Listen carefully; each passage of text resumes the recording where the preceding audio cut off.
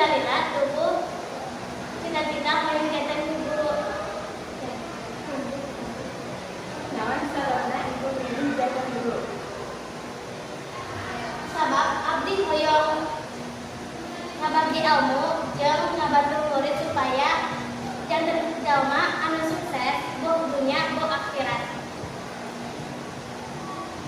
Kumaha rasana ibu nalika mangguran laksanakeun hargayan jantan guru? Rarasan abdi campur antara bunga jeung gugup. Bunga sabab impian kapanggih, tapi gugup sabab tanggung jawab. Jawabna agel pisan. Non wae usahana tapi istiadeun anu dilaksanakeun ibu dina proses ngajar. Abdi sok nyiapkeun bahan ajar, maca dari materi, nyieun media pemajaran anu dikaresepkeun, sareng melakukan evaluasi saenggeus ngajar.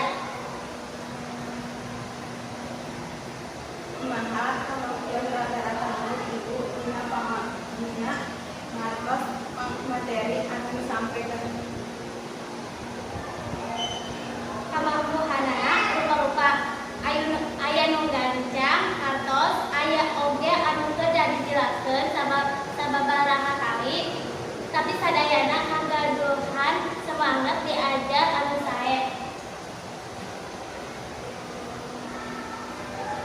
Naha aya kasusah anu kantos dialamikeun ku ibu dina proses nyampekeun materi?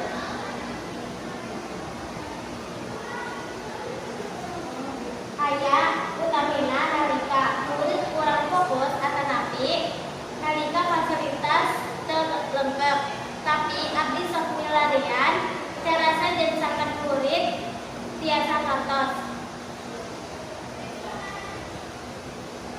Numutkeun ibu kumaha cara ngatur waktos anu sae antara ngajar jeung pelajaran sajina? Ku cara nyieun jadwal anu teratur, ngatur prioritas sareng ngagunakeun waktos kalayahan disiplin. Naha aya nasehat anapi motivasi di ibu jeung generasi selanjutna supaya daek ngulik proses guru di zaman milenial ieu?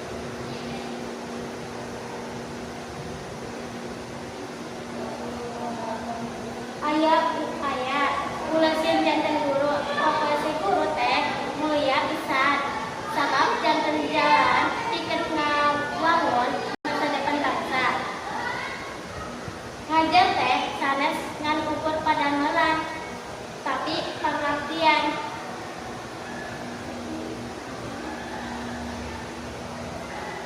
Kumaha cara ibu ngatur anapi ngadeukeutkeun ka siswa anu sanes agama Islam dina PAI?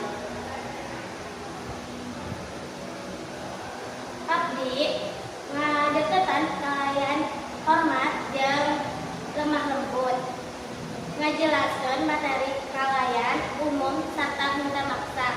Utamana ngajarkeun nilai-nilai moral jeung kahadean anu bisa ditarima ku sadayana.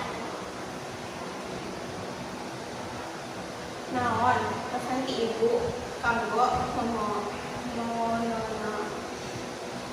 ayeuna anu salah pergaulan lantaran kurangna pemahaman agama?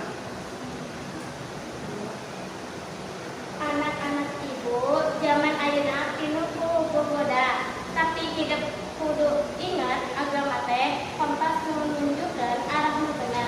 Lamun hidup narasa leungit, balik deui kana ajaran agama, diajar sing soson ulah isinanya hal muleuwih nyaho.